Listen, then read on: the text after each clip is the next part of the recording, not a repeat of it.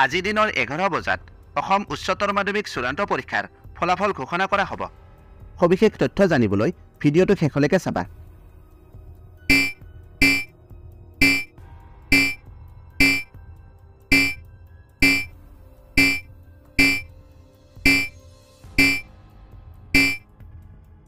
যোৱাকালি আৰু আজি শিক্ষাৰ্থীসকলৰ বহুতো মেছেজ আৰু কমেণ্টছ। এইচএছৰ ৰিজাল্ট দিব, আপুনি গমেই নাপায়। আমাৰ ৰিজাল্ট কেতিয়া দিব? ৰিজাল্ট দিব বুলি নটিচ আহিছে, সঁচানে মিছা? এইমাত্ৰ বাতৰিত দেখিলোঁ আমাৰ ৰিজাল্ট দিব। ছ'চিয়েল মিডিয়াত জাষ্ট দেখিলোঁ এইচএছৰ ৰিজাল্ট দিব।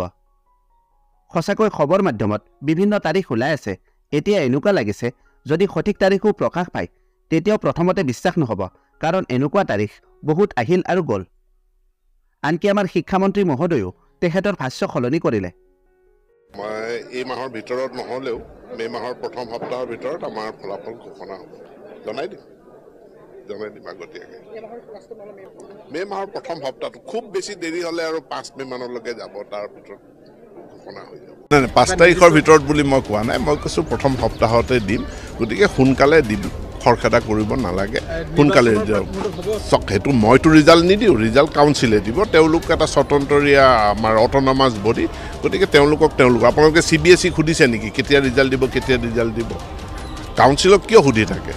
কাউন্সিলে খবৰ মাধ্যম আৰু ইউটিউবত ইমানকেইটা তাৰিখ ওলাল, হয়তো কাউন্সিলে নিজে কনফিউজড হৈ গৈছে। আমি ৰিজাল্ট প্ৰস্তুত নকৰাকৈ ইহঁতবোৰে ৰিজাল্টৰ তাৰিখ ঘোষণা কৰি আছে।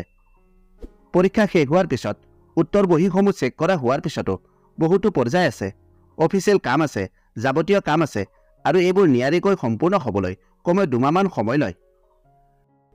যদি ৰিজাল্টৰ প্ৰেছাৰত এটা বা দুটা ৰাতিত ৰিজাল্ট তৈয়াৰ কৰি ৰিজাল্ট দিয়ে তেতিয়া কেনে হ'ব পাৰে বাৰু? সঁচাকৈ কৈছোঁ, এইচএছৰ ৰিজাল্ট কেতিয়া দিব এই মুহূৰ্তলৈ মই নাজানো, কাৰণ কোনো অফিচিয়েল আপডেট নাই। এনেতো বহুতো তাৰিখ ওলাই আছে, ইয়াৰ ভিতৰত কোনটো তাৰিখ সঁচা? কোনো সঠিক আৰু অফিচিয়েল আপডেট আহিলে আমি সকলোৱে জানিবলৈ পাম। মই, তোমালোক আৰু আমি সকলোৱে জানিবলৈ পাম। নটিফিকেশ্যন ছ'চিয়েল মিডিয়াত দেখিবলৈ পাইছোঁ। এই নটিফিকেশ্যনখন সম্পূৰ্ণ ভুৱা আৰু মিছা। মানে কালি যিটো ৰিজাল্ট ওলাব বুলি কৈছে সম্পূৰ্ণ মিছা আৰু ভুৱা এখন নটিফিকেশ্যন। প্ৰচেছিং চলি আছে, প্ৰায় সম্পূৰ্ণ হোৱাৰ পথত। এতিয়াও 2-4টা কুৱেৰি আমালৈ আহি আছে, আৰু যেতিয়াই আমাৰ কুৱেৰিখিনি মিট হ'ব তেতিয়াই আমি ৰিজাল্টটো ঘোষণাৰ কথা প্ৰকাশ কৰিম। সঠিককৈ ক'বলৈ টান, শিক্ষামন্ত্ৰী মহোদয়েও সেইটো ক'বলৈ অসুবিধা হ'ব, মোৰ ক্ষেত্ৰতো অসুবিধা হ'ব। আমি এটা ধাৰণা কৰি কওঁ আৰু আমি এটা নিৰ্দিষ্ট সময় বান্ধি লওঁ। সেই সময়ৰ ভিতৰত আমি ৰিজাল্টৰ ফলাফল ঘোষণা কৰিব পাৰোঁ। যোৱা বছৰ আমি 6 জুনৰ দিনা হায়াৰ ছেকেণ্ডেৰী ফাইনেল পৰীক্ষাৰ ৰিজাল্ট দিছিলোঁ, আৰু এইবাৰ মই চেষ্টা কৰিছিলোঁ যাতে এমাহৰ আগতে মই ৰিজাল্টটো দিব পাৰোঁ, আৰু সেইমতে ভাবিছোঁ 10 মে'ৰ ভিতৰত আমি ৰিজাল্ট ঘোষণা কৰিব পাৰিম। CBSE ৰিজাল্ট ওলাবলৈ এতিয়াও বাকী আছে। আৰু আমাৰ যিটো ৰিজাল্ট প্ৰচেছিং, আমি 4টা ষ্ট্ৰীমত পৰীক্ষা পাতোঁ, arts, science, commerce and vocational.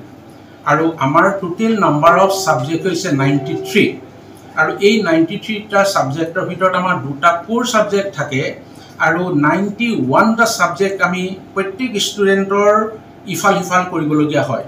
গতিকে হায়াৰ ছেকেণ্ডেৰী যিটো ফাইনেল এক্সামিনেশ্যনৰ result processing, it is a very complex process, আৰু সেইকাৰণে ই অকণমান সময় লয়।